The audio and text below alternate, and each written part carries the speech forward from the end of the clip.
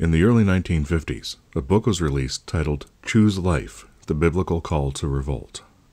It was written by the philosopher Eric Gutkind. Touted as a biblical basis for humanism and promoting a new salvation for modern man, it was found by reviewers of philosophy books to contain some deep insights, but those insights were balanced with some ridiculous claims. A noted scientist of the time was repeatedly asked to read the book by a friend, Lutzen Egbertus Jan Brouwer, who was also friends with the author of the book. To humor his friend Brouwer, the scientist read the book. From his office at Princeton, the scientist penned this letter to the author of that book.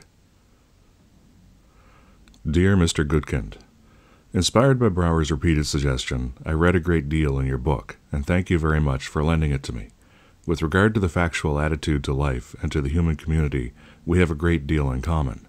Your personal ideal with its striving for freedom from ego-oriented desires, for making life beautiful and noble, with an emphasis on the purely human element, unites us as having an American attitude.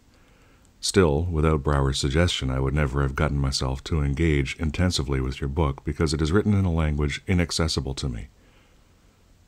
The word God is for me nothing more than the expression and product of human weakness. The Bible, a collection of honorable but still purely primitive legends, which are nevertheless pretty childish.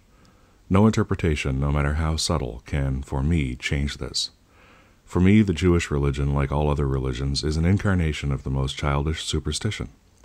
And the Jewish people, to whom I gladly belong, have no different quality from me than all other people.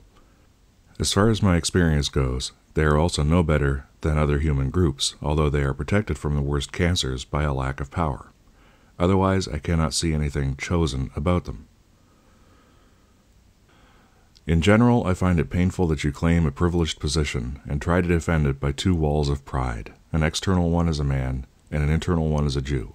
As a man you claim, so to speak, a dispensation from causality, otherwise accepted as a Jew of monotheism. But a limited causality is no longer a causality at all, as our wonderful Spinoza recognized with all incision.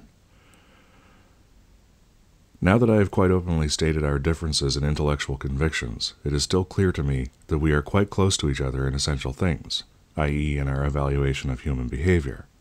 I think that we would understand each other quite well if we talked about concrete things. With friendly thanks and best wishes, yours, Albert Einstein.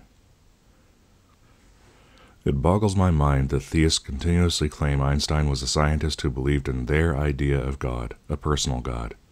It's true that it's never been clearly shown that he fancied himself a rejecter of the notion of God, but time after time he made clear that if he believed in a God, it was not a personal God, but the kind of God which Spinoza postulated, not a God that rules over the universe or even observes or cares about the universe, or even as a constructive or destructive force, but an abstract, impersonal, personalityless something that we perceive simply in the order of nature.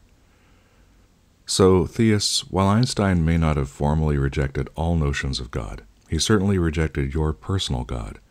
So please, stop trying to conscript him into your army. It's just dishonest, and dishonesty is not something you want to be known for.